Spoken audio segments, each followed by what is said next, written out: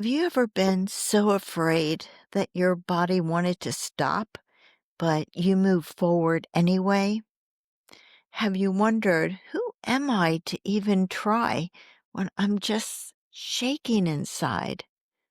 I want you to know that that's not weakness, that's courage, because real courage doesn't always look like bold speeches or fearless leaps.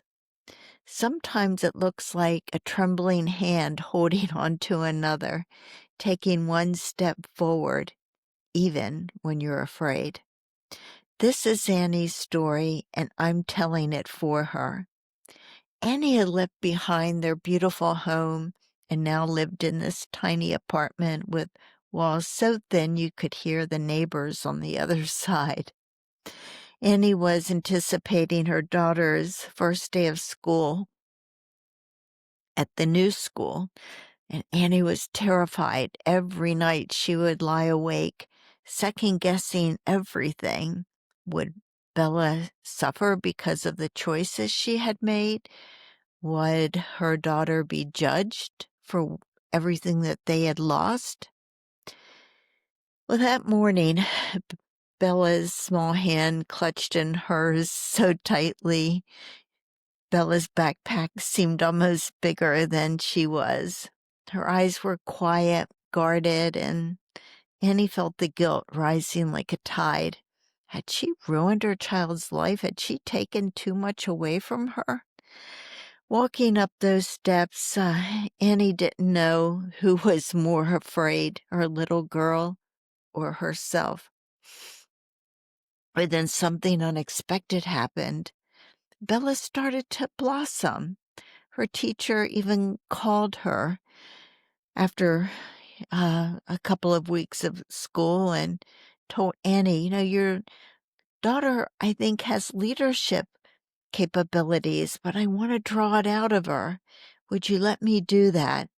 Of course, Annie agreed, and Bella became like the classroom correspondent to the front office. It was just a small task by today's standards, just carrying messages back and forth. This was before email ever existed. But to Bella, it was a big deal. She lit up with purpose. She stepped into herself in a way Annie had never seen before. And in that moment, Annie realized fear had been lying to her. She hadn't taken too much away. She had given Bella the space she needed to grow. That tiny apartment, it no longer felt like a failure. It felt like the place where something new was beginning, because it was. I think this is what courage really looks like. It's not the absence of fear, it's moving forward in spite of your fear.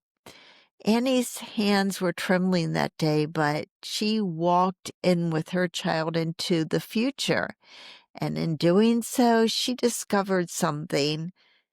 Not only was Annie resilient, but so was her daughter.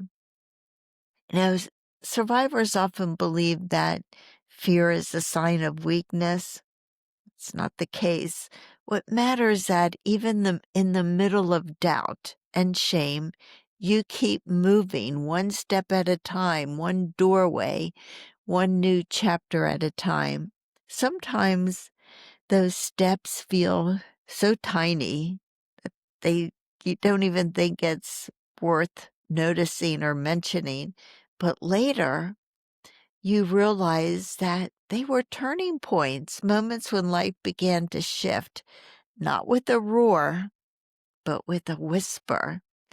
And here's something else. Often the people we love benefit from our courage in ways that we just can't predict. Annie thought she was damaging her daughter by taking her out of that house. In truth, she was opening a door where her daughter could become more confident, more alive, more herself. The very thing that Annie feared would destroy everything, hurt her child, became the very thing that helped her to grow. Maybe you've had that same fear that your choices, your escape, your survival might somehow hurt the people that you love. But sometimes the opposite is true. Sometimes your step forward is also the light that allows that person to grow. So if you're standing at that doorway of something new, your heart is racing, afraid of what comes next, this one is for you. May you take that first step, even if you're afraid, because you never know what might unfold because you dared to make a scary move. I'm Kyle Hackley, attorney, author of Undercurrent, and the host of the Are You Annie podcast. Annie's story reminds us that courage isn't the absence of fear, it's the decision to keep walking forward even when you're trembling. As always, please remember that you are stronger than you ever believed. You are a warrior against narcissistic abuse, and I want you to be tenacious and never ever give up on your dreams. Until next time, I honor your truth. I thank you for being here, and I thank you for staying till the very end. I so appreciate you. And I'm going to ask you to promise me to take good care of yourself because you deserve it. You're special. You matter. And here in this space, you're not alone. Until next time, bye.